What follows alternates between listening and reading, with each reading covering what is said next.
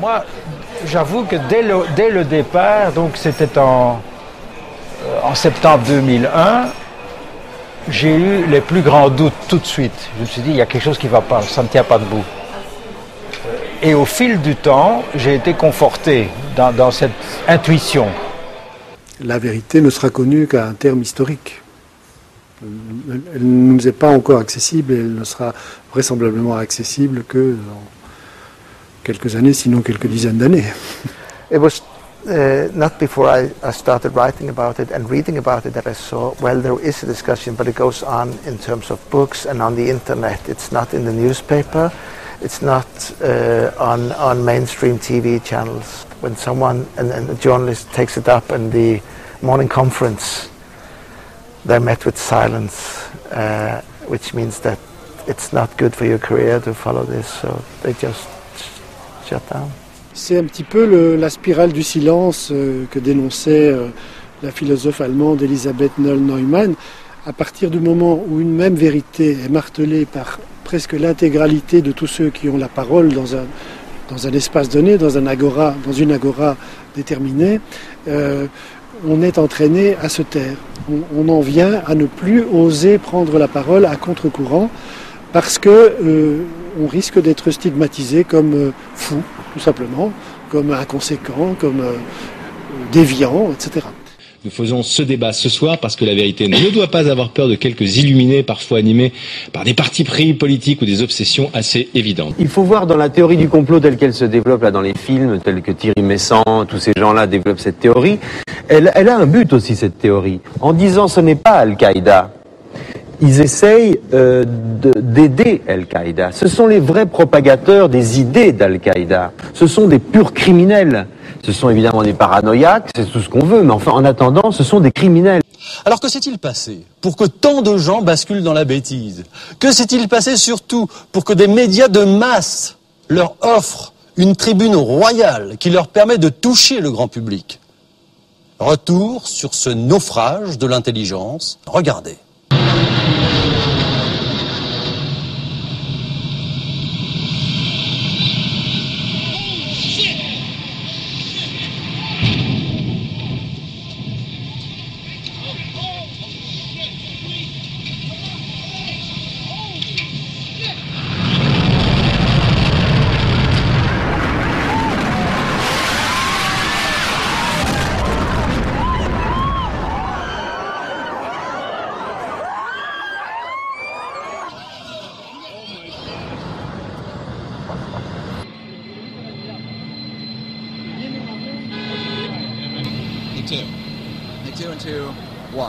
This is as close as we can get to the base of the World Trade Center. You can see the firemen assembled here, the police officers, FBI agents, and you can see the two towers.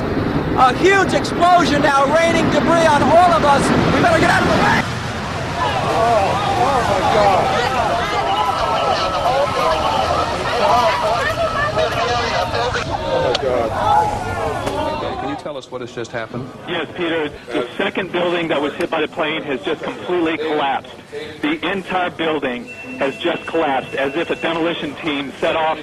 When you see the old demolitions of these old buildings, it folded down on itself, and it is not there anymore. Le matin du 11 septembre 2001, il n'y avait pas encore de version officielle des attentats, et les commentaires des journalistes étaient spontanés. We have no idea what caused this. If you wish to bring anybody who's ever watched a building being demolished on purpose knows that if you're going to do this, you have to get at the under infrastructure of a building and bring it down.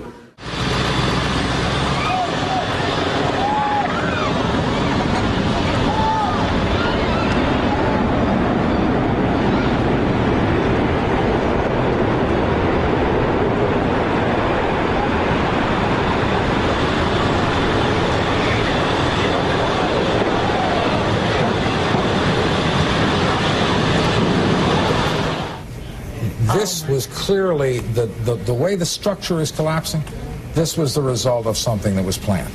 This is not, it's not accidental that the first tower just happened to collapse and then the second tower just happened to collapse in exactly the same way. How they accomplished this, we don't know. But clearly this is what they wanted to accomplish.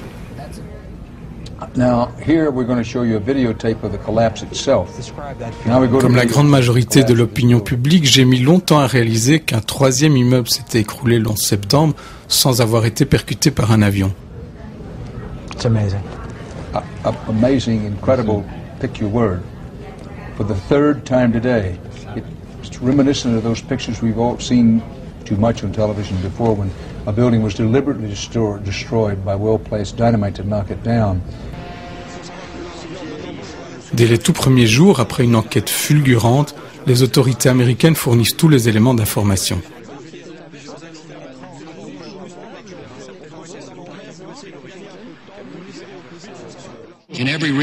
Très vite, le président Bush adresse au monde une mise en garde. Either you are with us or you are with the terrorists.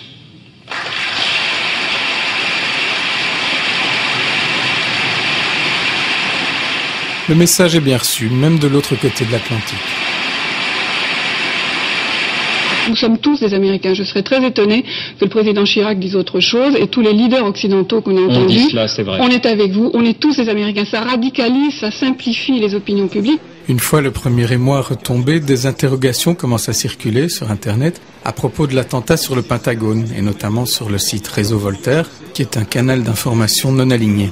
Et puis soudain, après 6 mois, c'est le pavé dans la mare. J'accueille Thierry Messant.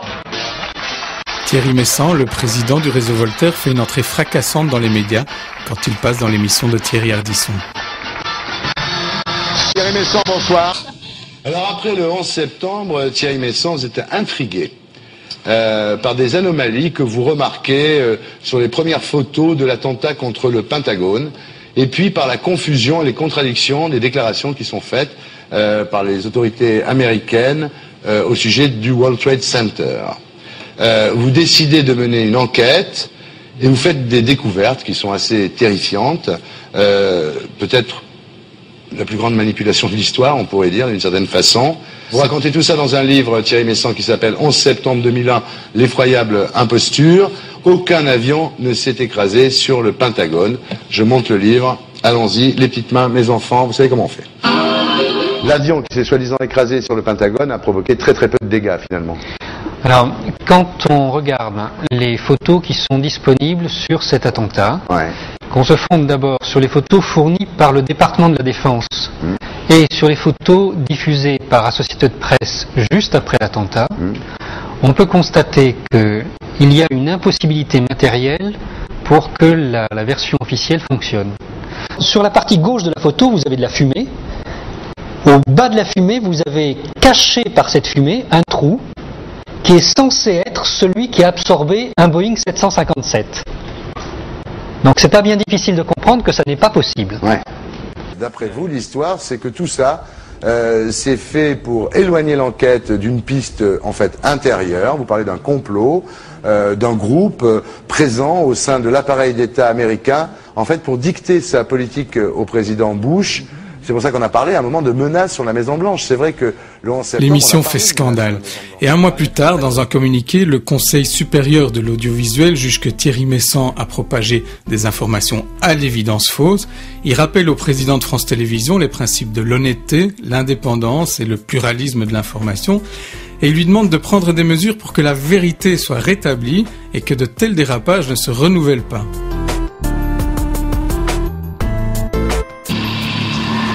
Faut-il croire la théorie du complot née du 11 septembre et sur Internet en l'occurrence relayée dans un livre, L'effroyable imposture, 11 septembre 2001, sous la plume et après enquête de Thierry Messant et du réseau Voltaire. Voilà la question que nous posons aujourd'hui. Vous connaissez la thèse.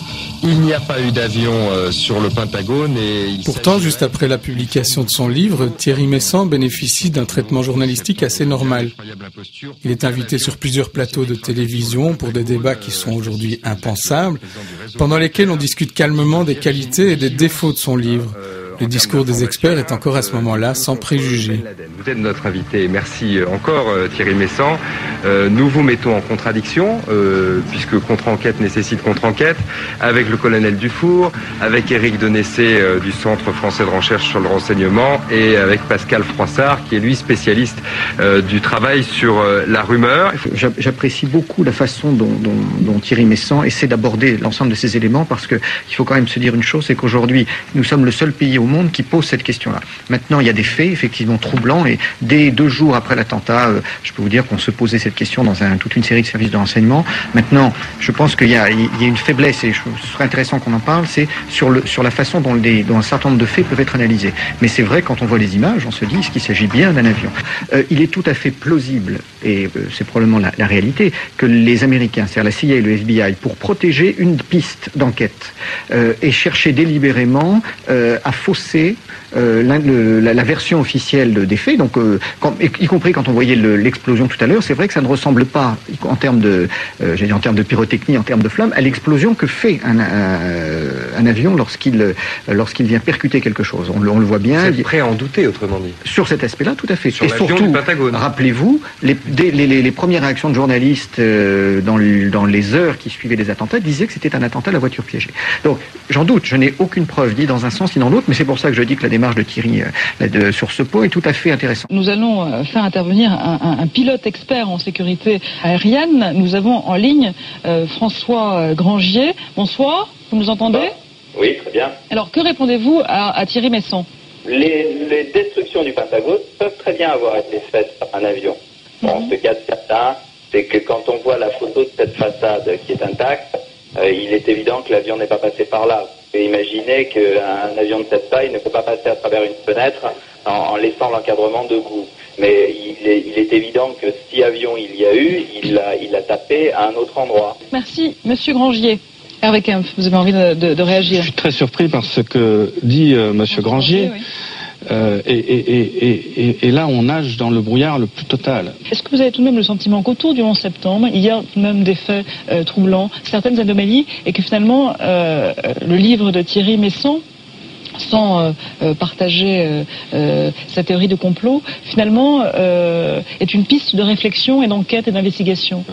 Certainement, toutes les investigations n'ont pas été faites. Il faut continuer à être très vigilant. Moi, le problème que j'ai, si je peux me permettre, c'est qu'il n'y a pas assez d'éléments pour accréditer la thèse extrêmement forte que vous avancez. Et elle est tellement forte, cette thèse. Pourquoi ne serait-elle pas vraie? Pourquoi pas? Mais elle est tellement forte qu'il faut l'étayer beaucoup plus solidement, et malheureusement, ou heureusement, moi j'ai eu le sentiment que votre enquête n'était pas assez étayée pour porter une thèse aussi lourde. Alors, si vous me permettez, je vais reprendre... À cette époque-là, j'animais une émission de critique des médias sur la radio de l'Université libre de Bruxelles, et je m'étais intéressé à l'affaire Messant. J'avais eu l'occasion d'interviewer Thierry Messant pour la parution de son 2e livre, et j'étais arrivé à la même conclusion qu'Hervé Kempf. Est-ce que vous ne pensez pas quelque part avoir un peu hypothéqué vos chances d'être entendu en lançant l'effroyable imposture, peut-être un peu tôt et avec un peu trop peu d'éléments? Je ne pense pas du tout, parce que le sujet de l'effroyable imposture, c'était l'évolution de la politique intérieure et extérieure des États-Unis après les attentats du 11 septembre.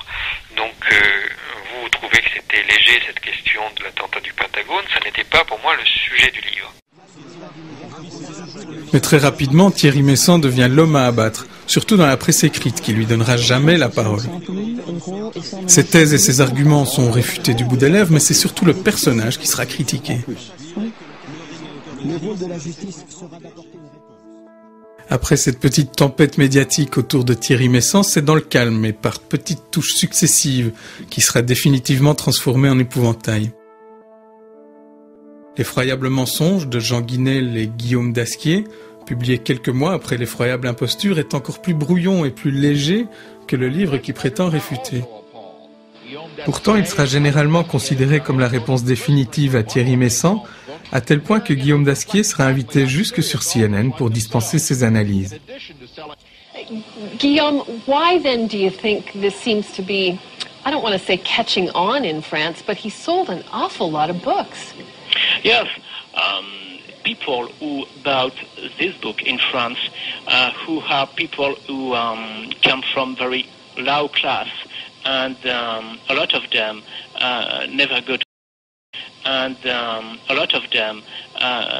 to school, and they have a very little cultural background. And maybe this is some people who were very afraid by the 9/11 and who prefer to find very easy answer in Meson's book than to find the true answer, which are, of course, more complex.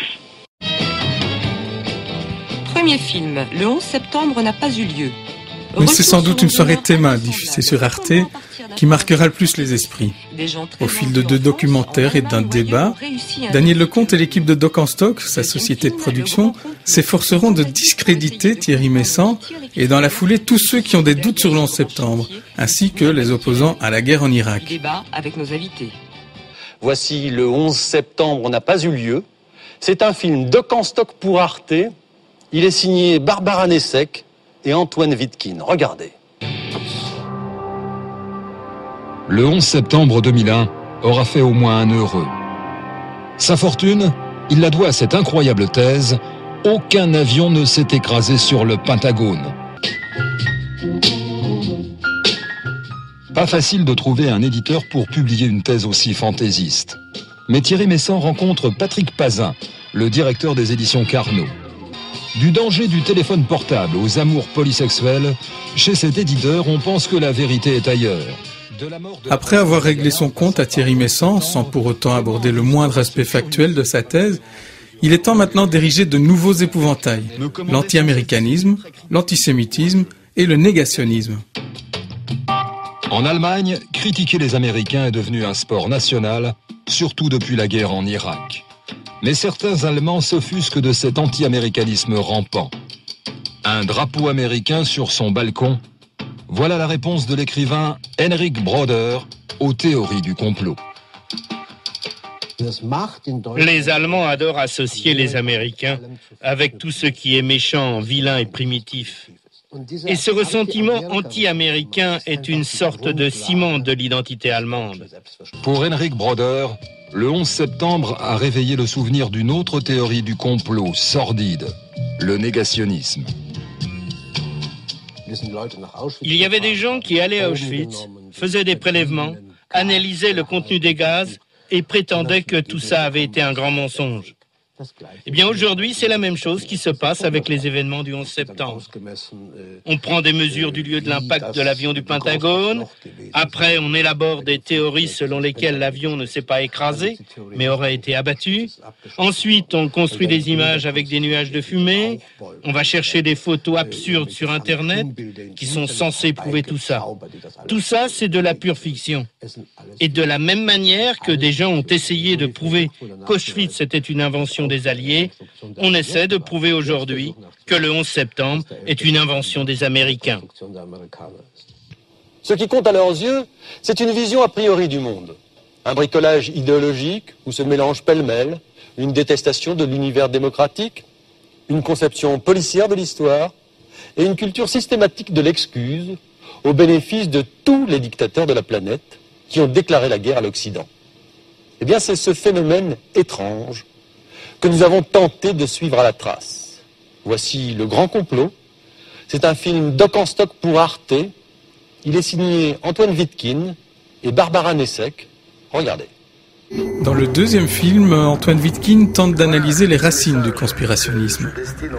La théorie du complot tourne toujours autour d'une avidité commerciale et d'une avidité de s'approprier les ressources naturelles, essentiellement le pétrole. Toute initiative américaine est vue à l'aune du pétrole. C'est tout à fait juste que George Bush a toujours en tête le pétrole. Où est-il? À quel prix? Et de quelle manière va-t-il avantager ou non l'industrie et l'économie américaine? Ce qui, à mon sens, défait totalement la théorie du complot à cet égard, c'est que c'est très très clair. Les intérêts pétroliers sont clairs, ils sont pas cachés, il n'y a pas besoin d'aller soulever des coins d'ombre. Et tous les pays, à commencer par la France, ont des intérêts pétroliers. Cette attaque a été tellement médiatisée, tellement parfaitement mise au point que le soupçon naît en quelque sorte de sa clarté. Elle est si évidente, elle va tellement de soi, et en même temps elle est tellement invraisemblable que les gens disent ça n'est pas possible, ça ne peut pas être arrivé comme ça. Donc c'est que forcément il y a quelque chose derrière. Et alors évidemment c'est la vieille question, à qui profite le crime? Et on dit immédiatement au gouvernement américain qui a lancé une guerre en Afghanistan puis en Irak, a redonné beaucoup d'argent au Pentagone. Et effectivement l'une des caractéristique de la théorie du complot, c'est qu'elle utilise des arguments très rationnels pour une thèse qui ne l'est pas. Une fois insinué, le doute se propage, et tout particulièrement au moment de la guerre en Irak. Cette guerre provoque la colère d'une grande partie des opinions européennes. À travers l'Europe, des milliers de personnes défilent alors dans la rue pour s'opposer à la guerre. Pour beaucoup de manifestants, la cause est entendue. Puisque les raisons de l'intervention ne sont pas claires, c'est forcément qu'il y a quelque chose à cacher. Et si l'Amérique a quelque chose à cacher, c'est donc qu'il y a complot. D'approximation en approximation, on finit par sortir de la réalité. Alors, des attentats du 11 septembre à l'Irak, une même logique secrète serait à l'œuvre. D'approximation en approximation, c'est vrai qu'on finit par sortir de la réalité pour créer en moins de 2 minutes chrono un amalgame entre opposants à la guerre en Irak et sceptiques du 11 septembre. Et c'est pas fini. La fête de lutte ouvrière, un terrain d'observation privilégié pour comprendre comment fonctionne la théorie du complot. La mécanique est toujours la même. On pointe du doigt un ennemi unique, capable du pire, c'est l'Amérique. L'amalgame se poursuit et cette fois il s'agit d'assimiler théorie du complot et partis politiques radicaux ou extrémistes, de gauche ou de droite, peu importe. Bizarrement, à l'autre bout de l'échiquier politique, du côté de l'extrême droite au Front National, c'est la même petite musique que l'on entend. Les idées de ce parti sont à l'opposé de l'extrême gauche et pourtant ici, comme à l'extrême gauche, une même obsession du complot est à l'œuvre. Les groupes visés sont différents, mais le principe est le même. On ne peut pas faire la psychanalyse d'une personne qu'on ne connaît pas intimement. Pour achever d'enfoncer des clous déjà solidement plantés, la soirée se termine par un faux débat sans vraie contradiction. Il y a eu d'abord la haine de l'Amérique, mais la haine de l'Amérique, la rhétorique de la haine de l'Amérique, qui n'a rien à voir avec la critique de la politique américaine. C'est la rhétorique de la haine de l'Amérique, c'est la rhétorique de la haine contre un pays qui s'est constitué sur une immigration. C'est un pays qui est cosmopolite. Et ça rejoint directement très vite la haine du juif qui symbolise cet homme sans terre, cet homme de diaspora qui symbolise depuis le Moyen-Âge le cosmopolitisme. Il y a quand même aujourd'hui l'accumulation d'un certain nombre de repoussoirs en fin de compte dans cette théorie du complot. Je dis une haine de la démocratie et je pense alors justement, voilà, c'est cette question. Vraiment une haine de la démocratie. De toute façon, c'est le point commun, c'est le pot commun. C'est la haine de cette confiance que l'on se fait quand on est dans une démocratie représentative, cette espèce de... Ça, c'est insupportable, évidemment, pour les gens qui sont les gens qui sont réceptifs à la théorie du complot, ce sont des gens qui sont mécontents de leur être, de leur sort, et ce sont peut-être que Nietzsche appelle les hommes du ressentiment, qui en veulent au monde entier, qui sont dans la haine. Mais c'est on va citer les ouvrages qui nous ont aidés à préparer cette émission. Alors d'abord, l'excellent livre de Jean Guinel et Guillaume Dasquier, donc L'effroyable mensonge, thèse et foutaise sur le 11 septembre, ça dit tout. Ce livre est extrêmement pédagogique, je vous le conseille. Et puis tant de choses ont été dites sur le plateau que Daniel Lecomte a oublié de mentionner un détail intéressant au sujet des participants à cette soirée. Pascal Bruckner et Nicole Bacharan font tous les deux partie du Cercle de l'Oratoire, tout comme Antoine Wittkin, le co-réalisateur de ces 2 documentaires. Le Cercle de l'Oratoire, c'est un groupe de réflexion qui rassemble des intellectuels médiatiques, des journalistes, des chercheurs, qui se sont mobilisés après le 11 septembre pour soutenir l'entrée en guerre des États-Unis contre l'Irak et réagir à un anti-américanisme qu'ils ressentent omniprésent. Justement, c'étaient les principaux sujets qui ont été abordés lors de cette soirée. D'après Le Monde et Libération, il s'agit d'un think tank néoconservateur, donc plutôt proche des idées de l'administration Bush. Et puis, je voudrais aussi signaler la sortie d'un livre qui vient d'être rédigé sous la direction d'un confrère d'Arte France, le responsable de l'information Michel Taubman. Michel Taubman, qui est responsable de l'information à Arte Paris, est aussi le fondateur du Cercle de l'Oratoire et le rédacteur en chef de la revue de ce cercle, Le Meilleur des Mondes, où on retrouve Bruckner, Bacharan et Wittgen. Michel Taubman et Pierre Rigoulot. Pierre Rigoulot est un auteur spécialisé dans l'histoire du communisme et membre lui aussi du Cercle de l'Oratoire. Il est également l'auteur d'un livre sur l'anti-américanisme qui lui vaudra une condamnation, un an plus tard, pour avoir inventé de toutes pièces une citation antisémite attribuée à Thierry Meyssan. Meyssan n'hésite même pas à relancer les plus odieuses rumeurs sur la responsabilité du Mossad, car les Juifs avaient été prévenus et étaient peu nombreux dans le bâtiment.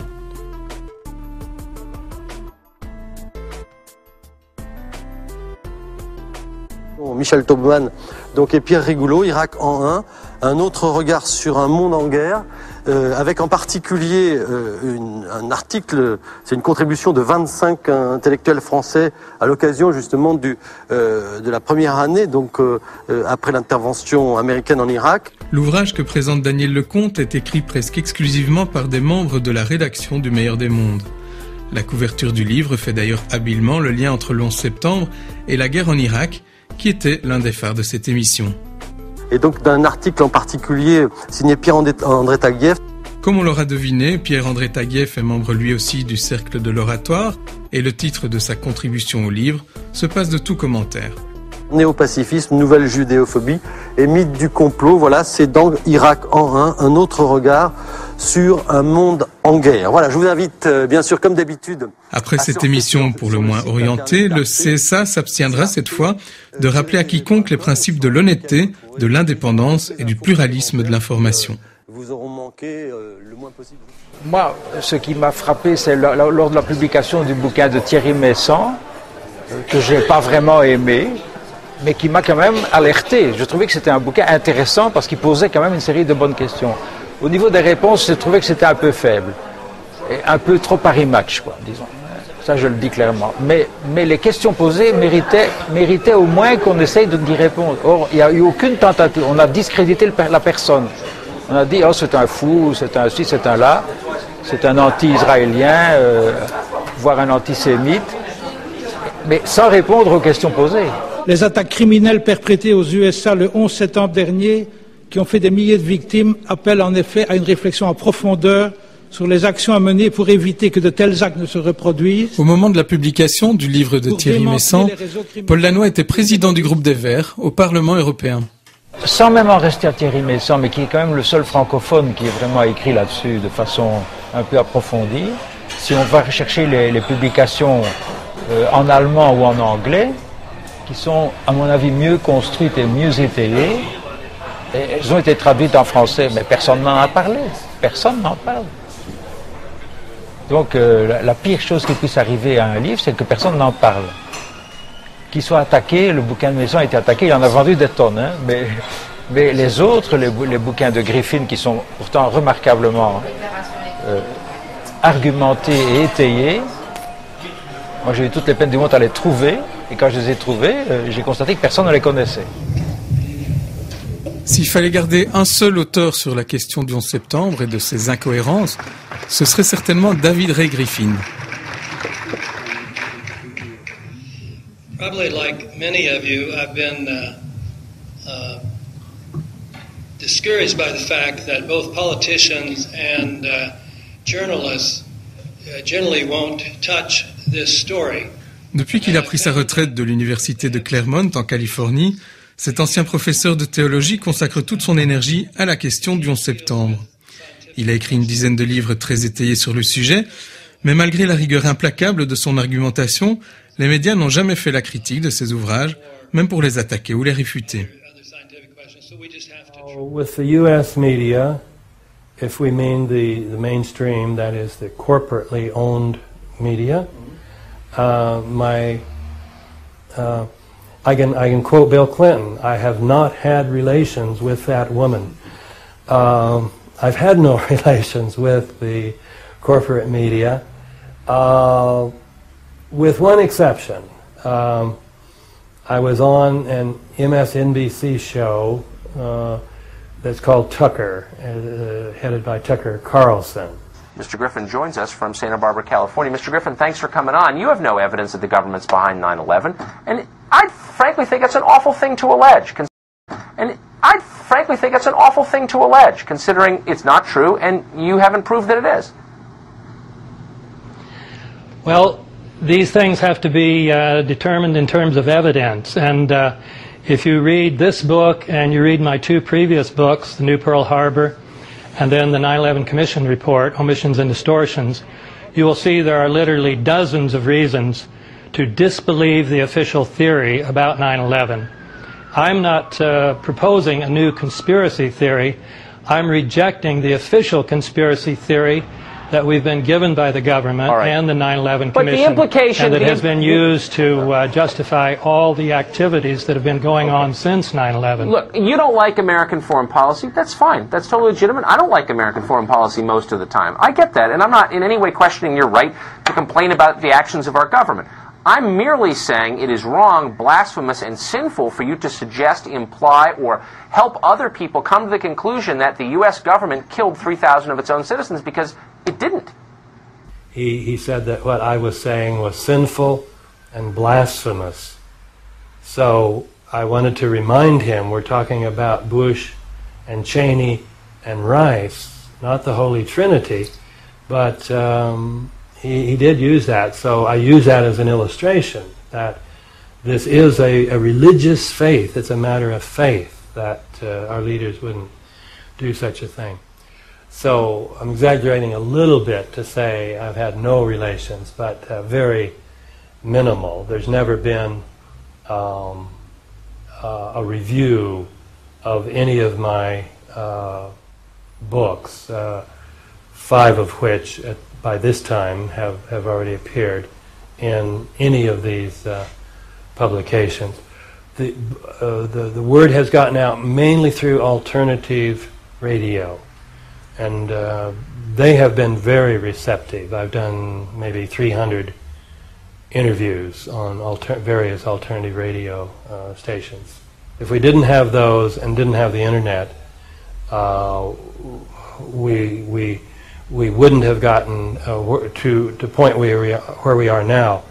And we've actually done amazingly well. Polls show that anywhere from 30 to 50% of the American people now reject or at least seriously question the official story. Mais quels sont donc ces points litigieux qui font douter autant de gens de la version officielle des attentats? Le déroulement des faits tels qu'ils ont eu lieu et toute une série d'éléments qui sont apparus au fil du temps ont montré que la version officielle butait sur des impossibilités. Bon, le fait, par exemple, qu'on ait trouvé tout de suite le nom des soi-disant terroristes, on a retrouvé un passeport qui traînait là. Il faut déjà être très naïf pour croire à des choses comme ça. For the most part, I don't deal with what really happened. I deal with what really didn't happen, meaning the official story.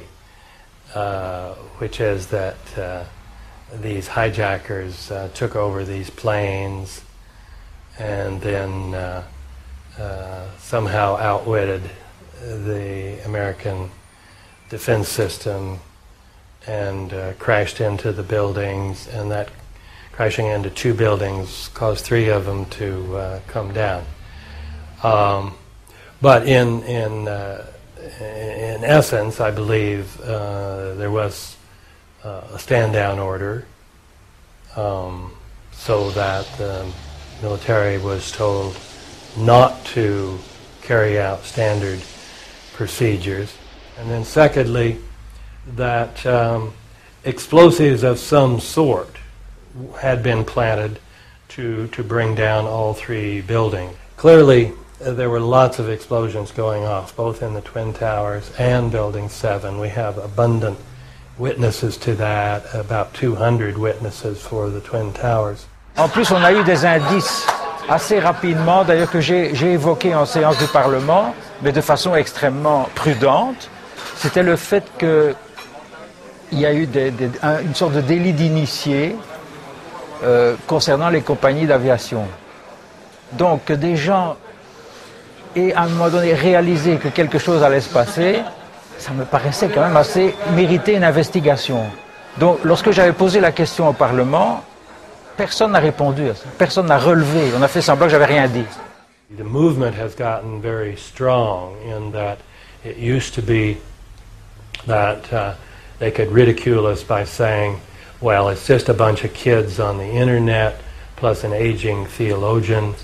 But now we've got all these organizations, Veterans for 9/11 Truth, with a lot of former military officers, some of them pretty high-ranking, and Pilots for 9/11 Truth, now a new organization, Architects and Engineers. For many years, we didn't have a single architect or engineer who would come out in public and say the official story can't be true. Now we have over 300. And we've got several former CIA and other intelligence officers. So we have people with great credibility now. We have far more names endorsing the 9/11 Truth movement than have publicly endorsed the official story. And yet you still have the public perception that people with practical knowledge about these things support the official story, and only a few kooks support the alternative theory. So the mainstream press has done everything it can to keep this a secret, that we have now all these professional organizations. Pour trouver des experts qui contestent la version officielle, pas besoin de se déplacer très loin. Richard Gage, de l'Association des architectes et ingénieurs pour la vérité sur l'11 septembre, effectue une tournée européenne et ce soir-là, il fait une conférence à l'université de Louvain-la-Neuve.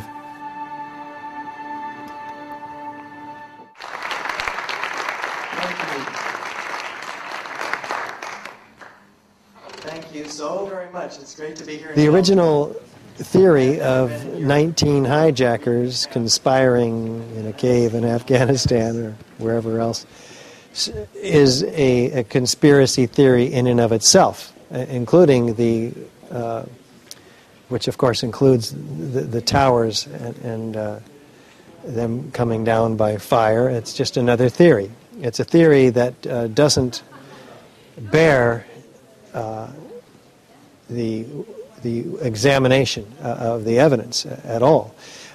This is why we have 500 architects and engineers demanding a real investigation on our website, ae911truth.org. We are pointing out the explosive controlled demolition evidence, science-based evidence, and it is very clear. Virtually everyone who looks at it, including architects and engineers, are agreeing with us that this evidence is startling and powerful and factual, and they end up signing our website, our petition. L'association professionnelle créée par Richard Gage attire constamment de nouveaux architectes et ingénieurs. Actuellement, ils sont plus de 1500 à clamer leurs doutes et à demander une nouvelle enquête qui serait réellement indépendante. Ce soir-là, malgré les nombreuses invitations envoyées à la presse belge, aucun média officiel n'est représenté dans la salle. Well, I've done about 50 radio interviews, half a dozen TV interviews, nothing on big media, major media. They are not covering the story. We're demanding that they do, of course. It is a huge story. It's clearly a taboo subject. The reporters know that they can't report it. They're not going after it. They've, I'm sure, been told that this is a non-story. Those who have tried have run into walls and locked doors everywhere they go trying to get this story out. So we have to be our own media. We have to have everybody reporting this in every different way, radio, television, podcasts. It's extremely important. Until there's enough pressure from underneath. Et de fait, alors que les médias ont à peu près abandonné le sujet, la liste des films sur les zones d'ombre du 11 septembre ne cesse de s'allonger. What happened that day has cast a shadow over just about every area of American life. Now one of the country's best-known journalists has said that the American response to the so-called war on terrorism has created a climate of effective censorship in a land claiming to be the home of free speech.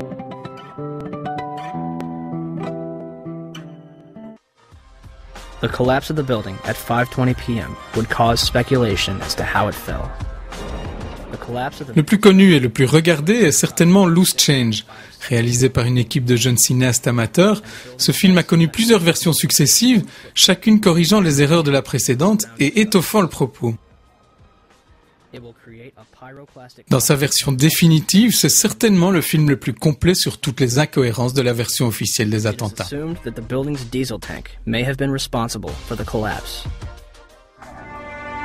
Immediately following the first attack, I implemented our government's emergency response plans. I've directed the full resources of our intelligence and law enforcement communities to find those responsible and to bring them to justice.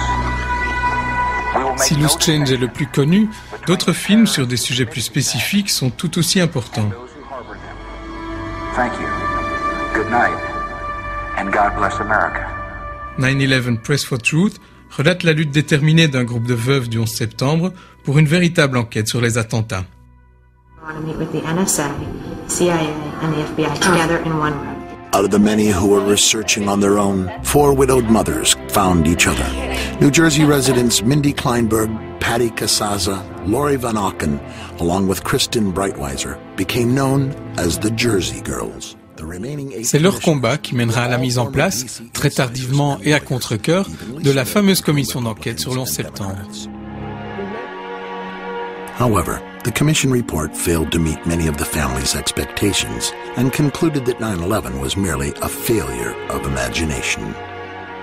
The percentage of the questions that got answered was very, very low. I'd say maybe 30% got touched upon, 70% didn't. On 9/11, the media started out by doing its job and somehow got waylaid and stopped doing its job. It began reporting solely on the administration and the government's activities. The one thing that I personally was hoping for was another Woodward and Bernstein with regard to 9/11. Anyone that was willing to put their teeth into this. Enfin, Zéro, enquête sur le 11 septembre, est un des seuls films européens et à grand budget qui ait été réalisé sur le 11 septembre.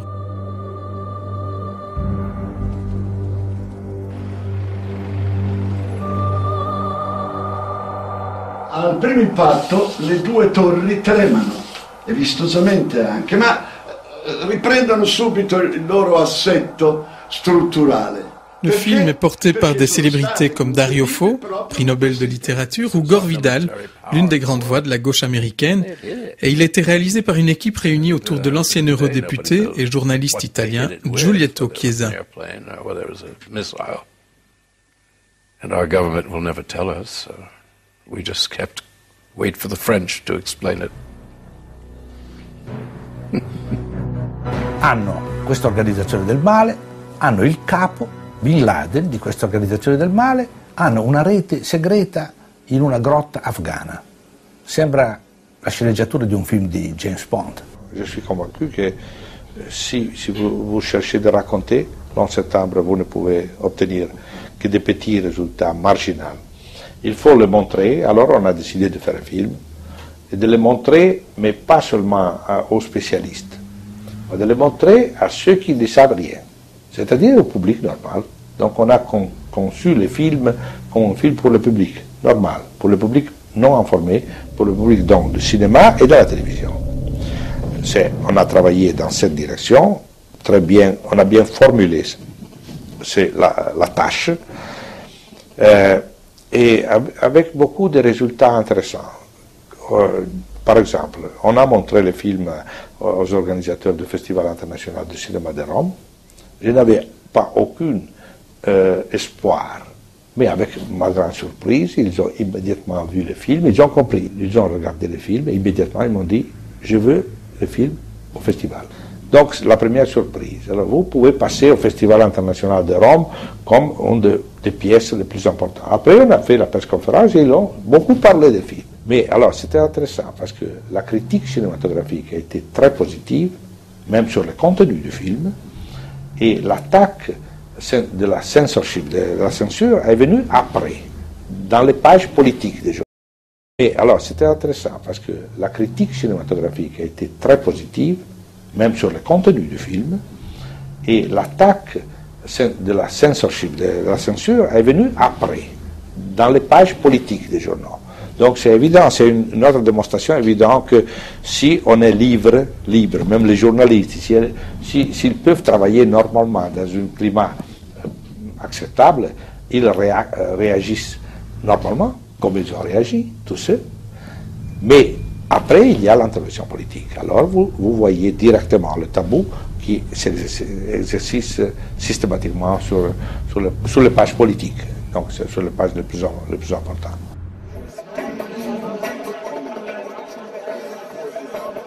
Pourquoi manifester 7 ans après? Mais justement parce que 7 ans après, depuis 7 ans, il y a énormément de gens qui travaillent sur le thème, des simples citoyens, mais aussi des scientifiques, des architectes, des pilotes de ligne.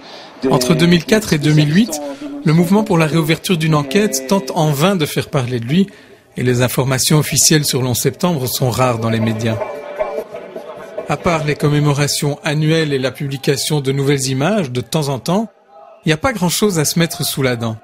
Les médias font l'autruche et la contestation est sciemment passée sous silence. Dans certains cas, l'obstruction active concernant les zones d'ombre du 11 septembre ne relève pas forcément du fantasme conspirationniste. C'était même pas la direction de Canal+, c'était l'agence de presse CAPA qui ne voulait pas faire de sujet sur ce thème. Quand je disais il faudrait quand même faire un sujet sur qu'est-ce qui s'est réellement passé le 11 septembre, la réponse a toujours été non. Pour en savoir plus sur les tabous dans les médias et demander à un expert reconnu son avis sur toute cette affaire, je décide d'aller voir Jean-Jacques Jespers. Ancien présentateur du journal télévisé de la RTBF, la télévision de service public belge, il y a aussi animé une émission hebdomadaire de médiation avant de se consacrer entièrement à sa chaire de déontologie journalistique à l'Université libre de Bruxelles. Il y a une espèce de seuil au-delà duquel le sujet tabou ne sera plus tabou. C'est au fond le buzz, c'est-à-dire le bruit que fait le sujet. Donc pour l'instant c'est un sujet tabou parce que les éléments troublants ou les éléments de remise en question qui ont été découverts et qui ont été diffusés sont diffusés dans un réseau ou avec une extension qui n'a pas encore atteint le niveau au-delà duquel ça devient un événement médiatique qui va être relayé par les grands médias. Mais toute la question est de savoir si ce seuil est ou sera un jour atteint. Et ça n'a rien à voir avec la vérité. Ça n'a rien à voir avec le sérieux de ceux qui font les enquêtes. Ça a à voir avec le système d'élaboration de la crédibilité en matière médiatique. Et ce système d'élaboration de la crédibilité, il est un système en soi, qui est un système de référence, au fond. C'est à l'intérieur de la communauté médiatique que se constitue la crédibilité d'un fait ou d'un événement ou d'une vérité, entre guillemets. Je profite de ma visite pour donner à Jean-Jacques Jespers 2 livres de David Ray Griffin, pour qu'il leur applique son sens critique de journaliste et qu'il me dise ce qu'il en pense. Je le retrouve par la suite pour un nouvel entretien. Tout ce que je peux dire, c'est que ça m'a ébranlé. C'est-à-dire que je considère que les faits qui sont rapportés là et qui sont vérifiables sont de nature à faire se poser de graves questions. Maintenant, je n'ai pas les réponses. Je ne sais pas quelles réponses ces questions peuvent susciter, mais en tout cas, il y a des questions. C'est clair. Il y a des questions sur le déroulement des opérations, sur le timing, ne serait-ce que sur le timing, sur l'attitude d'un certain nombre de personnes dans l'administration Bush, mais aussi dans les différents niveaux de pouvoir concernés. Il y a très clairement des questions, en tout cas des questions, auxquelles la thèse officielle n'apporte pas de réponse, en tout cas qu'elle laisse de côté. Donc je crois que ce serait tout à fait normal et opportun que ces questions soient évoquées et qu'on y apporte des réponses. Mais donc vous pensez que c'est, contrairement à ce qu'on dit, que c'est pas farfelu, que c'est pas à mettre dans la case anti-américanisme, etc. Ces récits-là et ces 2 ouvrages-là que j'ai lus ne sont certainement pas farfelus. Ils sont Bon, je ne peux pas juger si les faits qui sont, enfin les éléments d'analyse qui sont rapportés sont incontestables, mais en tout cas, ça n'a pas l'air du tout farfelu. Ce sont des faits apparemment vérifiables qui sont rapportés et qui sont de nature quand même à faire se poser des questions assez graves. Pourtant, les seules fois où les médias abordent les remises en question de la version officielle des attentats, c'est pas pour examiner leurs arguments d'un regard critique, mais plutôt pour les ridiculiser sans même les citer, y compris dans des journaux réputés sérieux comme Le Monde diplomatique. Alexander Cockburn wrote a very kind of a lowbrow attack on the 9/11 Truth movement, referred to us as the 9/11 conspiracy nuts, and attacked me by name, referring to me as the was it the high priest of the 9/11 Truth movement, or the guru, but some indication like that to suggest that we were basically a religious movement rather than a science-based movement. Il discréditait à coup de dénonciations insultantes tous ceux qui émettaient des doutes sur la thèse officielle, mais il n'avait pas d'argument. Sauf qu'il connaissait un gars qui avait vu à travers la vitre ce qui s'était passé.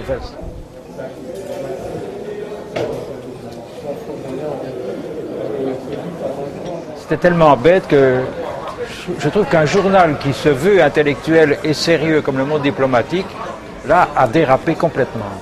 And my understanding is that according to French law, if you mention somebody by name in a derogatory way, that person has the right to write a response of equal length. And even though one of the leaders of the 9/11 Truth movement in Paris worked very hard to get Le Monde diplomatique to honor the French law in this regard, they didn't respond. So that's pretty extreme, that they're willing to violate French law rather than let me present. Now, I was able to present in the Nordic edition. They did the Nordic edition, printed my response to Cockburn, but the French edition never would. Quelques recherches sur Internet m'apprennent entre autres que l'article du Monde diplomatique était paru en réaction à une série d'articles publiés dans l'édition norvégienne du Monde Diplo et qui exposaient les zones d'ombre du 11 septembre. Je constate aussi qu'en Norvège, les médias ont l'air de parler sans complexe de ces questions, contrairement aux médias francophones.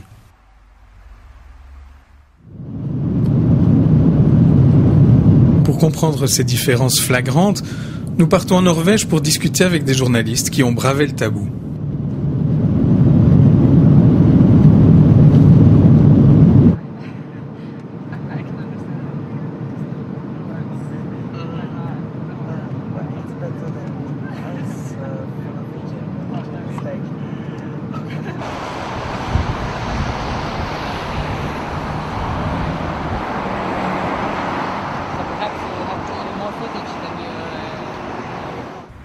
À Kristiansand, nous rencontrons Kim Bredesen, le premier journaliste norvégien à avoir remis en cause la version officielle des attentats. When I discovered that this was a subject at all, I was in New York in 2006, in January, with my girlfriend, and we were walking around and was thinking that we might have a look at Ground Zero. So, just for crossing it off the list, so to speak, of sites. And when we arrived there, we didn't see anything out of the usual and just wanted to leave at once.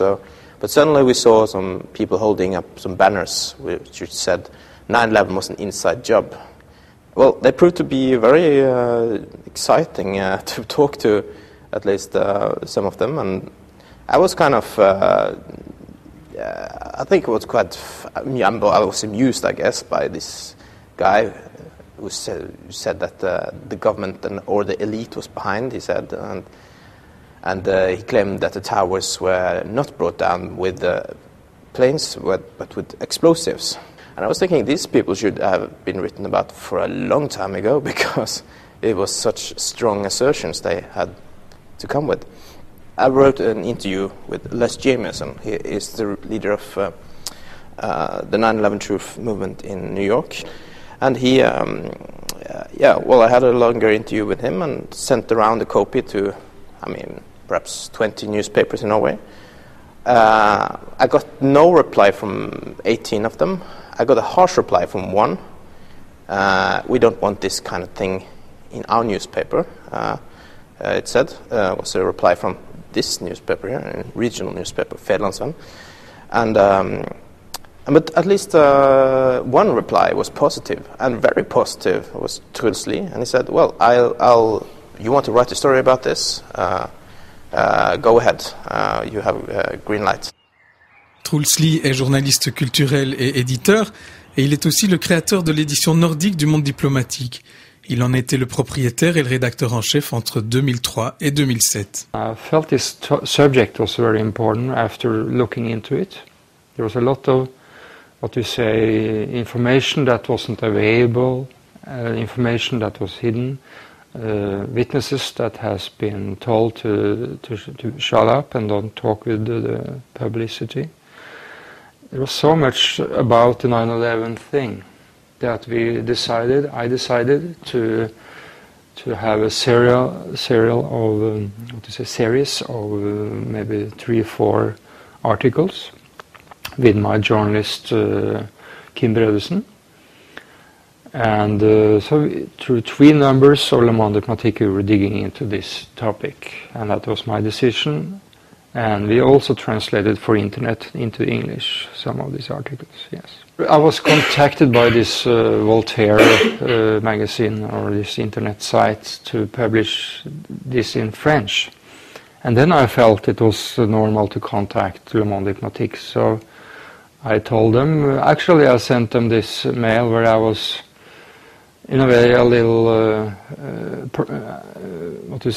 proud to say that to them that there was a big interest in France about our topic here up in Norway. So I was maybe thinking that they were saying this is fine, but I got this opposite answer that this was.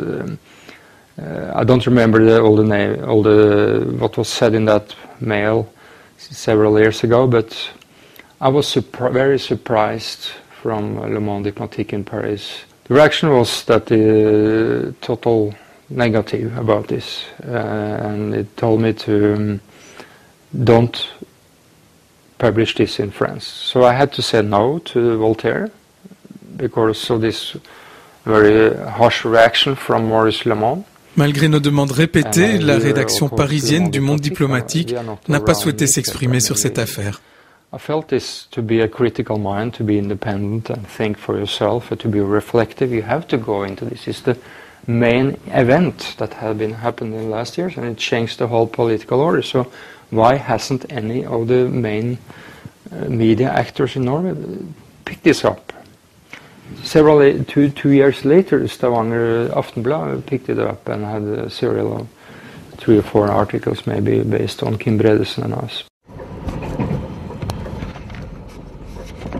Le débat en Norvège n'est donc pas aussi ouvert que je l'imaginais. Mais au moins certains journalistes de la presse traditionnelle se sont intéressés au sujet sans a priori, et une ébauche de discussion a même eu lieu dans la presse. Direction Stavanger, un port pétrolier de la mer du Nord, dans le sud-ouest de la Norvège.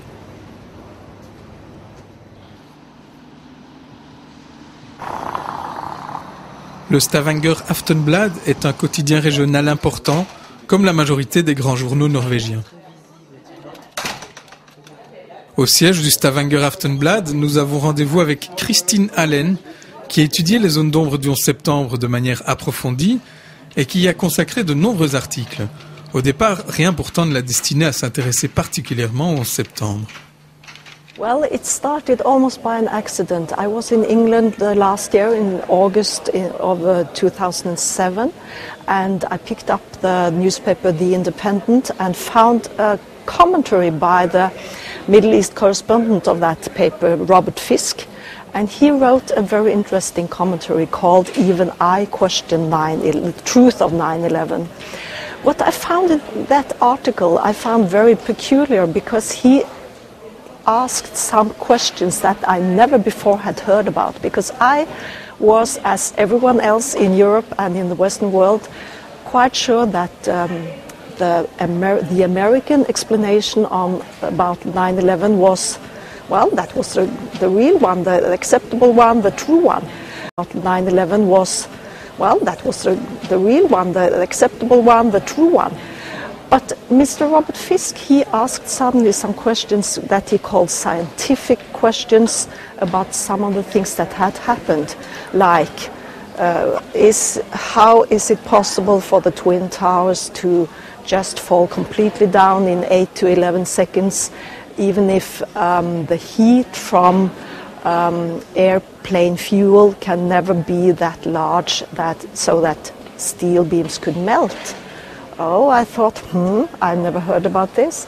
And he also put the question about the World Trade Center building number 7. And I thought, World Trade building number 7? I never heard about this building. Well, it also fell down on the same day. So I thought, well, these are a lot of questions, but I don't believe these can be true. And I had to really ask myself, well, there can't be any motive for the Americans to have done all this kind of secret things, so I don't believe in this. I was intrigued when I read Michael Moore's book. First I saw all these things I didn't know, and he used mainstream sources. He used newspaper articles from the New York Times. So it's obviously he was picking his information from sources that usually are regarded as reliable. Sven Egil Lomdal est un poids lourd du journalisme norvégien. Il est journaliste depuis l'âge de 18 ans et il a été président du syndicat des journalistes norvégiens et du Conseil de la presse de Norvège. Il a aussi fait partie du comité exécutif de la Fédération internationale des journalistes et il a travaillé à l'UNESCO sur des questions de liberté de la presse. En 2009, il a obtenu le prix du Stylo d'or qui récompense chaque année un journaliste norvégien pour son travail. So I had this in the back of my head. I knew there was something about the events that wasn't properly answered. So I was in September last year very skeptical. I thought it was rather a stupid thing to discuss. But I did go to my editor and say I could at least write an article about this phenomenon that people at all do discuss, 9/11. So I did write an article and mentioned some of the questions that the 9/11 Truth Movement have put up, and I thought that was it. And this coincided with me getting a letter and a CD from 2 local civil engineers saying that within their field there are lots of people asking questions to the physics. And that intrigued me even more, and I started to watch these movies, Loose Change and other, and I thought, okay, there is something going on here that we should actually look into. So I wrote this piece saying there is a huge debate, there is an alternative media scene which we cannot just ignore. We have to look into. Some of it may be cranky, some of it may be pure lunatics, but there are too many people, and there are too many educated people, and there are too many people who are really risking something going into this debate to ignore it. So what I tried to do was actually to waken up my colleagues to say that this is a legitimate field of journalism. La chronique de Sven Egil Lomdal a été publiée dans 4 grands quotidiens régionaux et elle a atteint plus d'1 million de lecteurs. I think the natural journalistic instinct would be what here we have in our local community 2 engineers who ask these questions. Shouldn't we interview them and ask why do you discuss this? Why do you question the truth of 9/11? So I proposed to do that interview. At that point I suddenly got a red light from the editor-in-chief highest up, who said, no, I don't want to have any more discussions, any more questioning of this in the paper version. Now Sven Egil Omdal, who is the editor-in-chief of the internet version, he said, "Well, Kristin, but you can do the interview for the internet version that we have." Okay, so I was in this very peculiar situation that one editor says red light for doing this, the other says green light. L'interview des deux ingénieurs sera le début d'une très longue série d'articles sur de nombreux aspects de la question du 11 septembre.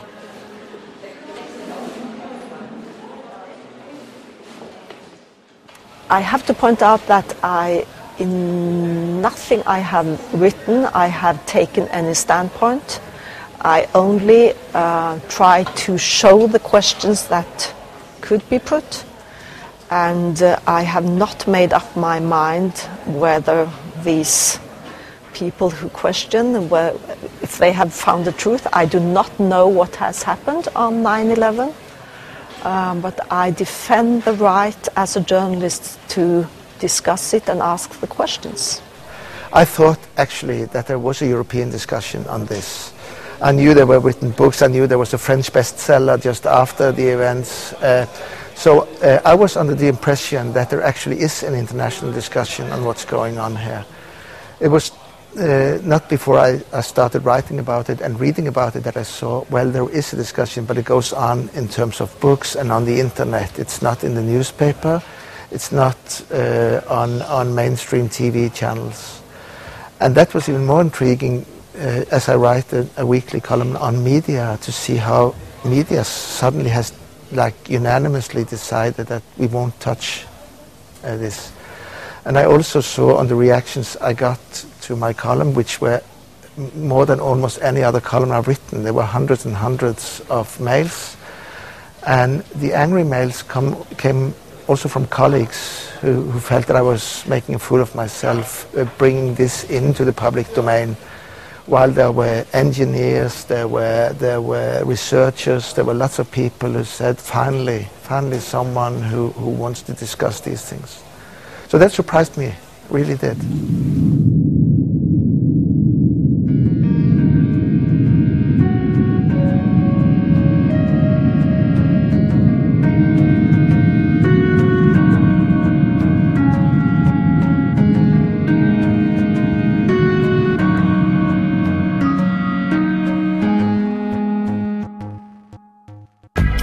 Quand les médias francophones se réveillent enfin de leur torpeur, c'est pas pour se poser des questions sur les événements du 11 septembre.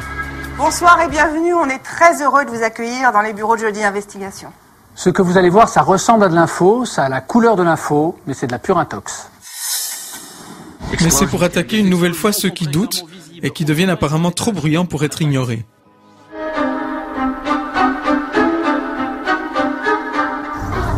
Cette autre vérité sur le 11 septembre, ils ne l'ont pas vue à la télévision ou à la une des journaux, mais sur Internet. Si la thèse du complot intérieur se répand... Le documentaire de Jeudi Investigation, qui a été réalisé par Stéphane Malter, s'attaque aux prétendus conspirationnistes en les réduisant au seul film Loose Change, le documentaire le plus regardé, mais qui est loin d'être le seul film, et dont les informations ne représentent pas grand-chose à côté de tous les livres détaillés qui ont été écrits sur le sujet. Loose Change aurait été téléchargé près de 100 millions de fois. C'est dans une chambre typique d'ado que vit et bosse le créateur de Loose Change. Sous ses ordres, toute une tribu de jeunes s'active à plein temps. Selon ce film, les tours auraient été détruites par démolition contrôlée. Autrement dit, ce sont des explosifs placés à l'intérieur qui auraient provoqué leur chute. On n'est pas les seuls à dire ça, on a juste fait un film. Stéphane Malter s'attarde assez peu sur les faits exposés dans Loose Change. Des vestiges qui ont subi pendant de longs mois toutes les tortures. Il en aborde une petite poignée parmi les moins saillants qu'il tente de réfuter sans vraiment les démonter. À l'en croire, il n'y aurait aucun doute possible sur le scénario du 11 septembre. Les conclusions ne laissent place à aucun doute. Les tours invincibles ont été terrassées par 2 Boeing transformés en armes de guerre. Indignée par ce reportage, l'association Reopen 9/11, qui milite en France pour une réouverture de l'enquête, a réalisé une vidéo dans laquelle elle répond point par point à Stéphane Malter. Reopen a fait un décompte des points abordés dans son reportage.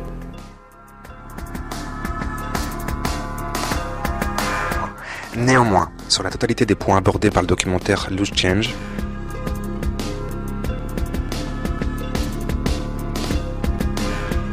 seulement 4 seront détaillés par Stéphane Malter, sur un total de 63.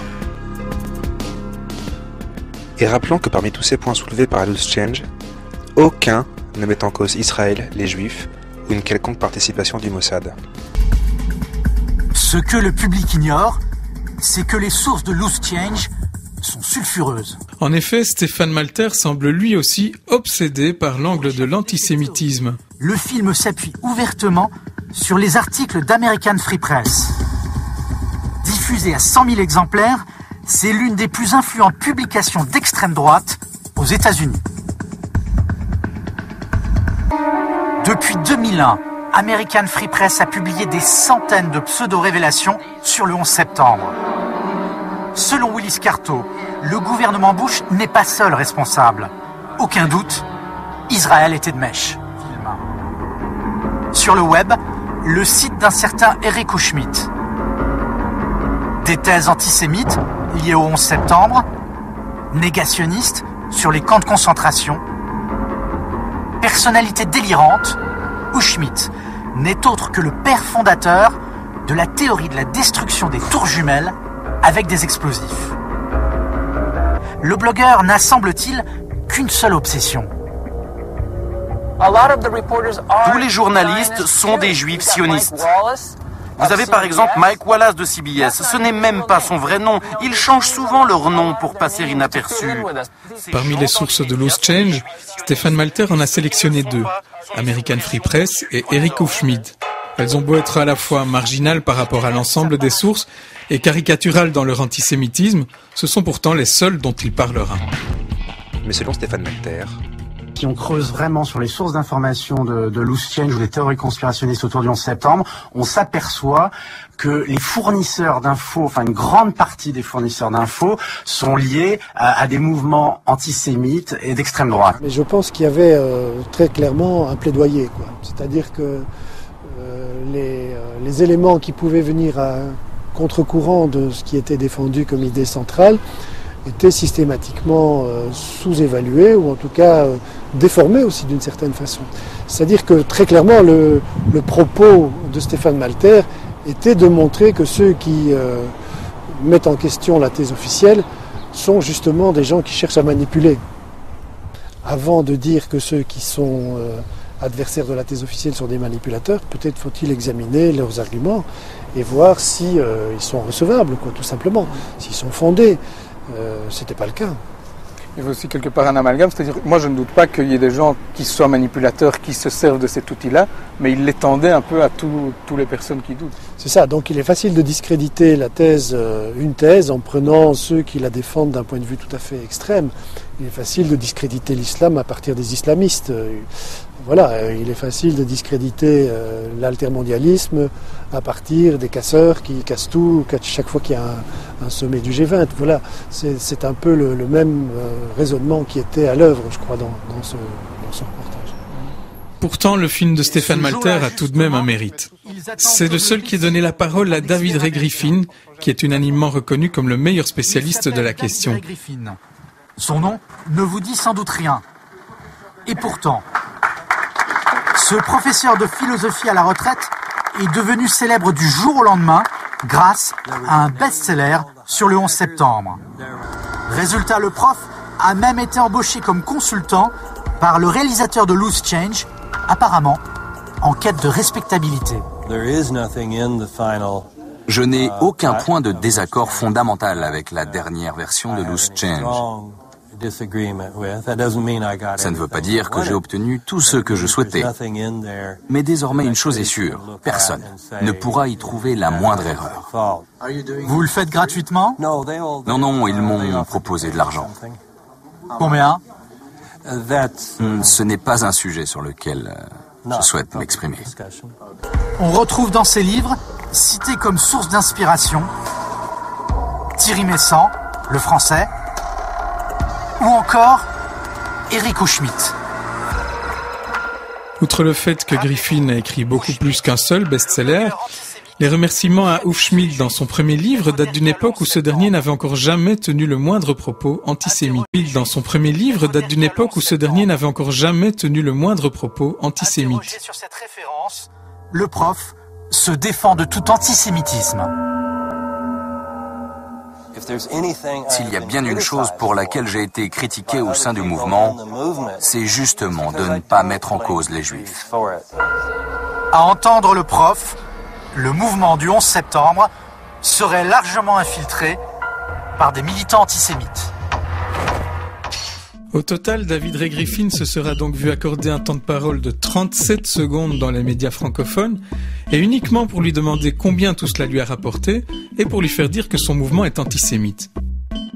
La carrière américaine de Marion Cotillard est-elle compromise? En tout cas, une semaine seulement après avoir reçu l'Oscar, la comédienne française se retrouve au cœur d'une polémique à Hollywood.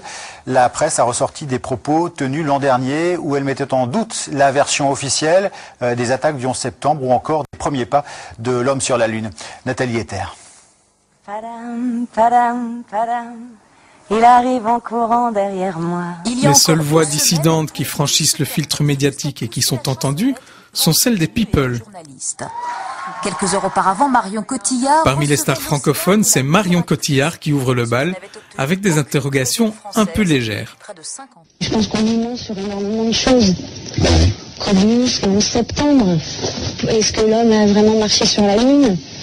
Moi j'ai eu pas mal de documentaires là-dessus, mais ça je m'interroge. Cette vidéo a été visionnée plusieurs dizaines de milliers de fois sur différents sites internet. Il faut dire Elle est suivie de près par Jean-Marie Bigard, mieux informé mais guère plus prudent dans son propos. On commence à penser très sérieusement que ni Al-Qaïda ni aucun Ben Laden n'a été responsable des attentats du 11 septembre. Il y a un mec, David Ray Griffin, fait des conférences en ce moment aux États-Unis. C'est hallucinant. Si vous regardez ça, vous ne croyez plus jamais à rien. Ils ont provoqué eux-mêmes, ils ont tué des Américains. Leurs déclarations font immédiatement scandale. Elles ne restent pas sans conséquences pour leurs auteurs. Voilà. Et le lendemain, tsunami. J'ai Libé qui titre en première page Bigard nie le 11 septembre. Il me traite de révisionniste. Attention, c'est-à-dire on passe de ma personne qui nie 2801 familles endeuillées là, à une personne qui nie 6 millions de juifs brûlés pendant la Deuxième Guerre mondiale. C'est super grave. Vous avez reçu que j'ai reçu notamment 3 menaces de mort, donc on va te buter toi et ta femme, que je suis interdit d'Europe 1. Je suis quand même un poids lourd des comiques français. Je ne sais pas si ça s'est déjà vu dans l'histoire, je suis interdit de ce grand média qui est Europe 1. Mais au moins les sorties des people ont le mérite d'ouvrir le débat. Timidement, les médias commencent à parler un petit peu des hypothèses alternatives sur le 11 septembre. Bienvenue dans le débat de France 24. Alors je le dis tout de suite, le but de ce débat n'est pas du tout de mettre sur le même plan ces théories avec l'explication des événements de ce jour-là qui est étayée par des faits concrets, des témoignages, mais plutôt de se demander pourquoi ces thèses conspirationnistes ont tant de succès. Nous faisons ce débat ce soir parce que la vérité ne doit pas avoir peur de quelques illuminés, parfois animés par des partis pris politiques ou des obsessions assez évidentes. Je vous présente les invités du débat. Antoine Wittkin est journaliste, documentariste, écrivain. Il est l'auteur notamment des Nouveaux imposteurs, paru aux éditions de La Martinière. C'était aussi un documentaire. On ne présente plus Antoine Wittkin, membre du Cercle de l'Oratoire, et auteur des 2 documentaires d'Arte qui faisaient l'amalgame entre remise en cause de la version officielle et extrémisme politique, et dont il a également tiré un livre.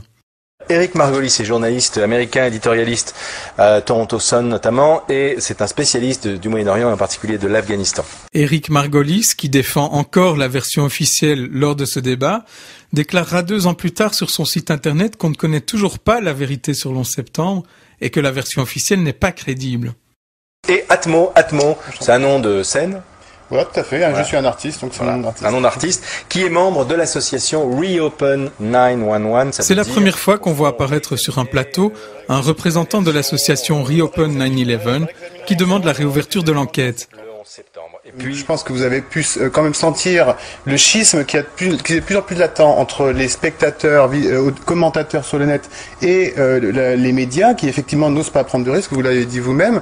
Voilà, il y a quelque chose qui est manifeste. Il n'y a pas de risque. Hein, je veux dire, c'est pas risqué. Est-ce que vous prenez des risques en abordant ce sujet-là ce soir? Moi, j'ai pas l'impression de prendre des risques. Voilà, ma tête n'est pas sur le bio. Il y a aucun problème. Ça tombe bien. Moi, je n'en prends aucun non plus.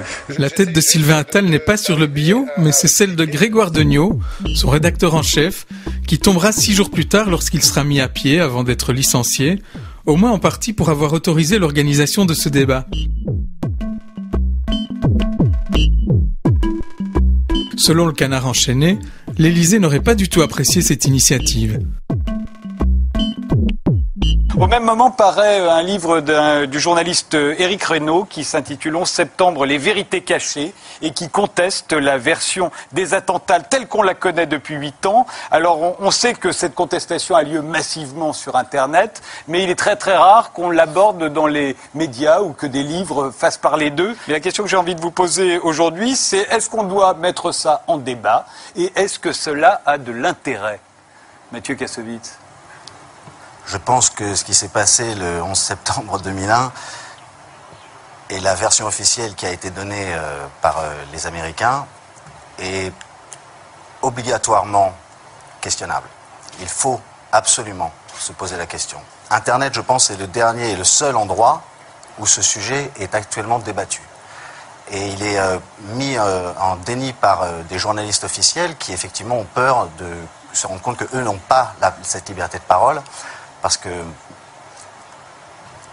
c'est hallucinant que les choses ne soient pas questionnées plus que ça. Lorsque Mathieu Kassovitz s'ajoute à son tour à la liste des people qui expriment leurs doutes, il récolte lui aussi ce qui avait été semé par les émissions de Daniel Lecomte, Antoine Wittkin et Stéphane Malter. Dernier mot, Marine Karmitz, qui n'est pas intervenue sur ce sujet. Moi, je pense que le conspirationnisme débouche sur quelque chose d'extrêmement grave, c'est le négationnisme. Négationnisme, c'est-à-dire les gens qui disent les chambres à gaz n'ont pas existé. Et on est dans cette filiation et que c'est extraordinairement dangereux. C'est très grave de comparer des gens qui se posent des questions sur un événement qui est extrêmement troublant et auquel les versions officielles n'ont pas répondu à des gens qui se posent la question sur les chambres à gaz. Je suis pas un négationniste. Non, mais écoutez, les millions de personnes qui se posent la question, qui sont les familles des victimes, qui sont les pompiers, qui sont les 700 ingénieurs, qui sont les milliers de pilotes, ne sont pas des négationnistes. J'ai entendu ça déjà avant, et j'espérais ne pas l'entendre ce soir. C'est terrible d'entendre ça parce que vous, en disant ça, nous mettez dans une position où on n'a pas le droit de se poser la question. On ne parle pas de conspiration, on parle juste de la façon dont l'événement et la journée la plus importante de notre siècle et qui a été la plus médiatisée, les réponses n'ont pas été données. Regardez les dossiers, regardez les images filmées à l'époque, dans leur longueur, regardez ces documents-là et faites-vous votre propre conclusion. Mais ne dites pas que les gens qui pensent à ça sont des négationnistes ou travaillent à la solde des néo-nazis. Ce sera le mot de la fin, pardonnez-moi. Bien au contraire, ce ne sera que le début. Le mouvement est lancé et tous les thèmes cités précédemment se retrouvent dans la bouche des perroquets qui peuplent les médias, l'antisémitisme, le négationnisme et la libre information sur Internet. Encore une fois, sur le fond, Marine Karmitz a raison, parce qu'il y a eu un nombre de livres et de documentaires qui nous prouvent qu'effectivement c'est la pire extrême droite américaine antisémite qui est la plus grande partisane de cette théorie du complot. Donc il a raison, Karmitz. Et derrière ça, on s'aperçoit qu'il y a des associations d'extrême droite qui sont aussi derrière certains sites internet avec une dénonciation des États-Unis, mais aussi d'Israël. Il y aurait un complot juif et américain contre, bien sûr, les Arabes. Donc ça va très loin. C'est-à-dire derrière le propos de Bigard, qui aurait mieux fallu effectivement qu'il se taise ce jour-là, Bigard, mais derrière, il y a une grosse manipulation. Il faut faire attention à cette manipulation. La thèse du complot sur cette affaire du 11 septembre, c'est de dire également que les Juifs avaient fait. Non, il ne l'a pas dit, mais quand il dit, il ne l'a pas dit. J'entends bien ce que vous dites qu'il ne l'a pas dit. Mais quand il reprend cette thèse-là en disant ce sont les Américains, on peut en déduire que ce sont les Américains et les Israéliens, parce que c'est bien ça la thèse. Il y a un mot pour ça. révisionniste et fier de l'être, car Kassovitz vante la liberté de débat sur Internet et dénonce la lâcheté des journalistes officiels. Est-ce qu'il n'y a pas un problème sur Internet? Je pense à tous ces sites, genre débile.com, maboul.fr, vous savez, où ils ont publié des théories vaseuses, conspirationnistes, sur le quoi il n'y a pas eu le 11 septembre, je sais pas quoi. Ah non. Il paraît que les thèses consistant à nier la réalité des attentats du 11 septembre convainquent à peu près 10% de la population française, ce qui, sauf leur respect, fait quand même un sacré paquet de sales cons. Tout ce petit monde parle de plus en plus fort au nom de la liberté d'expression et Internet est l'égout idéal où circule toute cette pourriture. Toutes ces invectives me rappellent par contraste les analyses dépassionnées des journalistes norvégiens du Stavanger Aftenblad. This is a taboo. And when you touch a taboo, you're met either with utter silence or with very strong, violent, emotional response. If you bring them another controversial theme, you have rational debate. You may have strong arguments, but it's rational. When you touch a taboo, arguments always get very emotional, and they try to categorize you. They try to put you outside the playing field. And I think that's, some people try to do that with Christine, say that you have excluded yourself from the trade. It's silly. It's actually silly. It's people who don't want to ask basic questions who exclude themselves. It should never be wrong for a journalist to ask questions. We may be criticized for giving stupid answers, but we can never be criticized for asking questions. That's the core of our trade. I think I do understand the emotional reaction, because I can remember my own reaction. That is, it is so horrible to even think the thought that anyone else than Al-Qaeda and Osama bin Laden did the whole terrible attack. If there is even only a few people in the United States who knew about this attack and did allow it, I think the emotional impact of even thinking that idea is so terrible that I must admit that I, at times when I have been reading all this stuff, have had a hard time to even sleep at night, because I think it is awful. And that is why I think it is in our own psychology almost forbidden to think that idea and to put it up in the light. Je crois que le journaliste aujourd'hui, qu'il soit journaliste d'investigation ou non, il est un peu comme tout le monde. Il est consommateur de médias d'abord. Il est consommateur de cette espèce de consensus médiatique et de tout ce que ce consensus médiatique produit comme image du monde, comme cadrage du monde, comme framing. Ça, c'est un concept extrêmement important. Et donc, il est victime de ce framing, de ce cadrage, et il se situe, et en plus ses supérieurs hiérarchiques le poussent à se situer par rapport à ce cadrage-là. Eh bien, je pense que la plupart des événements que nous percevons aujourd'hui, et la manière dont nous les percevons, on les perçoit à travers ce cadrage. Et ce cadrage, il est déterminé en grande partie par le marché. C'est-à-dire ce sont les sujets qui marchent, les sujets dont tout le monde parle, sur lesquels on va investir. Donc là, je crois qu'on est dans une situation où le droit de savoir, le droit à l'information, qui est un droit fondamental, reconnu par les textes internationaux, reconnu par tout le monde, est en train de s'effilocher. On a de plus en plus l'impression que les médias ne sont plus des moyens d'informer, mais des moyens de créer une espèce d'ambiance favorable à la vie dans la société de consommation où nous sommes.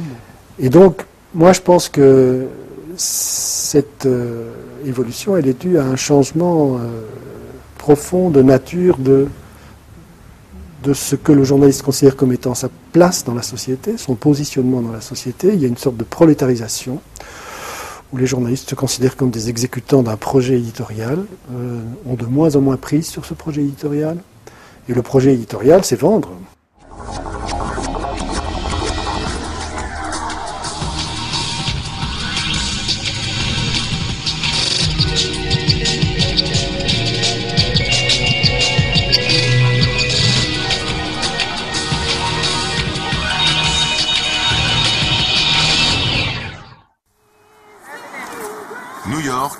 pointe sud de l'île de Manhattan.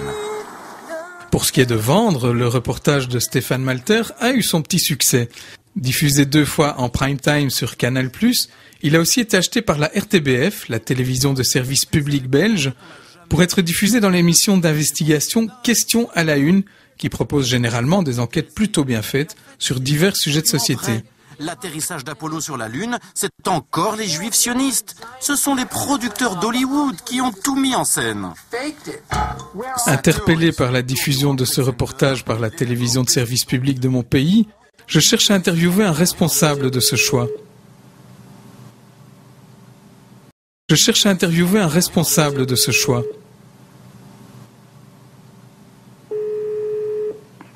Allô? Oui, bonjour, c'est Bruno Clément? C'est moi. Oui, bonjour, Olivier Thément, c'est l'appareil. Je te téléphone parce que je prends rendez-vous avec Bruno Clément, le présentateur et responsable de Questions à la Une, que j'ai vaguement connu pour avoir partagé avec lui les bancs de la faculté de journalisme de l'ULB. Moi, ce que je fais, c'est mon métier de journaliste et je me rends compte que la version officielle n'est pas fidèle à la réalité. Et moi, journaliste, c'est ça que j'essaye de faire passer. Oui. Mercredi à vendredi, entre 10h et 17h, c'est bon. Ok, super. Ça va, ça laisse beaucoup. Le jour dit, alors que l'équipe de tournage est déjà sur les lieux du rendez-vous, Bruno Clément se désiste brusquement par téléphone. Néanmoins, il accepte de me fournir des explications de vive voix. Inspiré par les méthodes d'investigation de Questions à la Une, je pars à sa rencontre avec un micro caché. Écoute, désolé, soyons clairs, moi j'ai pas envie d'apparaître dans un truc qui va parler de la soi-disant théorie du complot. C'est pas du tout ça. Tu vois, tu connais même pas le sujet du film en fait. Ouais, attends. Le sujet du film, tu l'illustres parfaitement. C'est l'absence de toute sérénité des médias traditionnels quand on aborde le problème de n'importe quelle remise en question de la version officielle du 11 septembre. Comment ? J'ai déjà envie d'arrêter. Pourquoi tu as déjà envie d'arrêter ? Parce que déjà démarrer en disant l'absence de sérénité des médias traditionnels, ça me fait chier, honnêtement. Et c'est pas serein ça C'est pas serein, si tu as envie de le dire, tu dis que je suis pas serein, mais j'ai pas envie de répondre à une interview. Désolé. Mais moi, ce qui me gêne là-dedans aussi... Ça va, mais ça me casse les couilles. Ça te casse les couilles, hein. Non, mais vraiment. Parce que il y a plusieurs choses qui m'interpellent. Je paye aussi les impôts qui... Tu rigoles ? Mais est-ce que la notion de service public ne te... Mais attends, viens t'asseoir, quoi, c'est quoi cette histoire ? C'est du délire, ça. Est-ce qu'un journaliste de service public n'a pas un tout petit peu de compte à rendre sur son travail ? Ça va ? Tu peux le dire si tu veux. Et dans toute représentation, il y a fiction. Francky Stas, également membre de l'équipe de Questions à la Une et qui accompagnait Bruno Clément ce jour-là, m'oriente vers Yves Tirant, ancien présentateur du journal télévisé. Il a également été le directeur information et éthique de la RTBF. On ne doit pas essayer d'être objectif, parce que l'objectivité, qu'est-ce que c'est ? C'est quelque chose qui dépasse la capacité nécessairement subjective d'un... Il paraît qu'il s'intéresse de très près au 11 septembre. Et je crois que c'est ce mot-là qu'on a le plus essayé de mettre en avant à la RTBF, c'est l'honnêteté de la démarche journalistique. Je discute avec lui pendant 1 heure dans son bureau du boulevard Reyers, mais il finit par refuser ma demande d'interview et il me renvoie au sommet de la hiérarchie de l'info, chez Jean-Pierre Jacquemin, le directeur de l'information de la RTBF. Vous dites qu'il y a un problème. Quel est le problème alors ? Vous êtes au courant qu'il y a une contestation de la vérité officielle. C'est ça ma question. Il y a des contestations de ce qui paraît être à la fois une vérité officielle, étayée par un certain nombre de faits qui peuvent être considérés comme des vérités journalistiques. Des avions ont percuté des tours à New York. Il a peut-être été plus rapidement mis en avant par certains que l'avion sur le Pentagone, tiens c'est bizarre, on n'avait plus trouvé de débris, il y a des questions qui sont posées, qui ont été relayées dans nos informations, mais par rapport à un flot d'informations que je dirais plus étayé ou étayé par l'ensemble des médias, c'est clair que ces informations-là dont vous dites que pour vous elles posent problème parce qu'elles n'auraient pas été relayées, elles ont pris une proportion moins importante, ça c'est très net. Mais est-ce que c'est un problème ? Moi je ne le crois pas. Pourquoi est-ce que je viens maintenant vous voir, vous, à l'RTBF? Parce que Question à la Une a diffusé, et c'est le seul son de cloche que les téléspectateurs de la RTBF ont eu au sujet de la remise en question du 11 septembre. Non, ce n'est pas vrai. Alors, vous me dites qu'il y a eu un documentaire qui est passé sur plusieurs chaînes, et sur là, ce n'est pas une façon de nous le donner. On l'a pris, on est éditeur responsable, on a décidé de le diffuser, qui a porté un son. Mais nous avons, à plusieurs reprises, depuis 8 ans, relayé le fait que certains remettaient en cause les choses. Donc, ce n'est pas ce Question à la Une qui vient uniquement pour dire on ne nous a parlé de rien. Dans quel cadre des documentaires dans les cadres de JT, dans le cadre d'émissions comme Face à l'info, parfois dans le cadre d'émissions de prime time comme Matin Première. Vous m'avez demandé de pouvoir m'interroger sur base, vous avez diffusé un documentaire qui, selon vous, émet une thèse partisane. Je vous réponds que pour moi, ce documentaire est un documentaire étayé anglais sur un certain nombre de gens qui remettent en cause le 11 septembre. Et je vous dis, ça ne veut pas dire que la RTBF 1 dit que tous les gens qui remettent en cause le 11 septembre sont des négationnistes ou des conspirationnistes. Je vous dis que la RTBF n'a pas diffusé que ce documentaire-là pour informer son public et a déjà parlé de réseau Voltaire au moment où le bouquin de Messiaen est sorti. Il y a des sondages d'opinion qui se font aux États-Unis qui montrent qu'entre un tiers et la moitié des gens pensent que, de façon plus ou moins fondée, là n'est pas la question, pensent qu'il y a des zones d'ombre qui font penser que Al-Qaïda ne serait peut-être pas, etc. C'est quelque chose que je ne vois relayer que de façon, rassurez-vous, ce n'est pas vrai.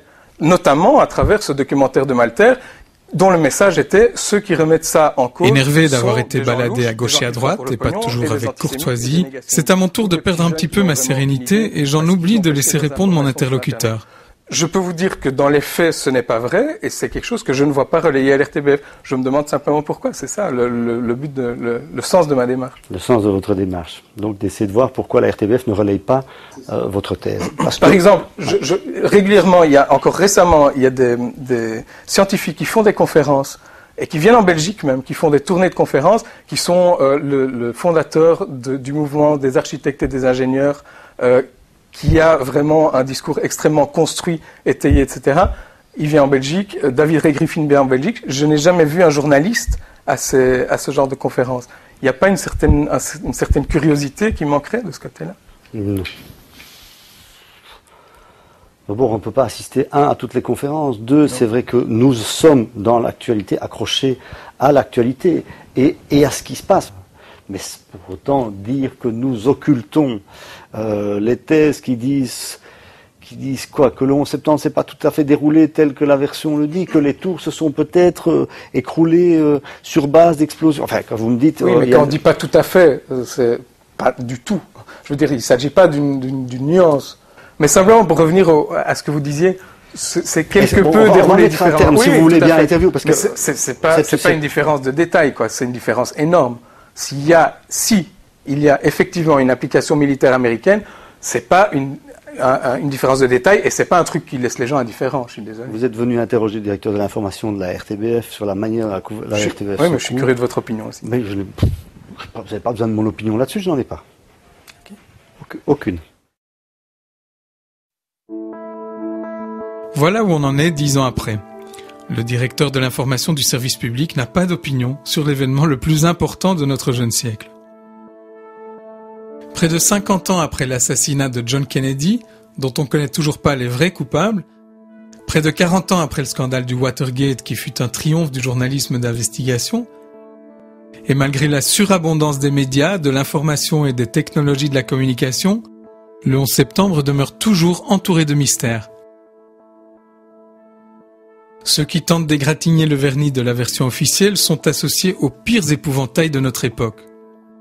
Ceux dont c'est le métier de creuser plus loin préfèrent se cacher la tête dans le sable et répéter en chœur des clichés disqualifiants. En attendant, ce sont des criminels. 10 ans après, on en est là. Quand un journaliste fait son travail à fond et sans préjugés, il ne passe plus inaperçu. And I still get reactions now, months after. And I know it's been translated to English and posted on various websites. And I get mails from many countries asking well, usually they want to argue or they want to ask questions on where to find more information or thanking me. And I think that's the most sad, that you actually have to thank an editor for raising the questions, because actually it's a bit surprising.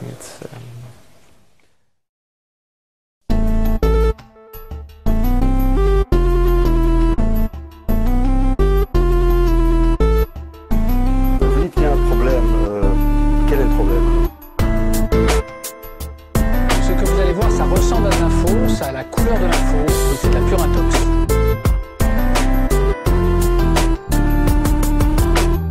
Nous sommes tous des Américains. Je serais très étonné que le président Chirac dise autre chose. Quoi, que le 11 septembre n'est pas tout à fait déroulé tel que la version le dit? Derrière, il y a une grosse manipulation, il faut faire attention à cette manipulation.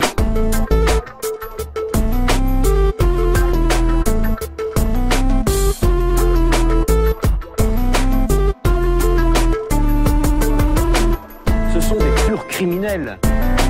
Il y a un mot pour ça, révisionniste, et fier de l'être.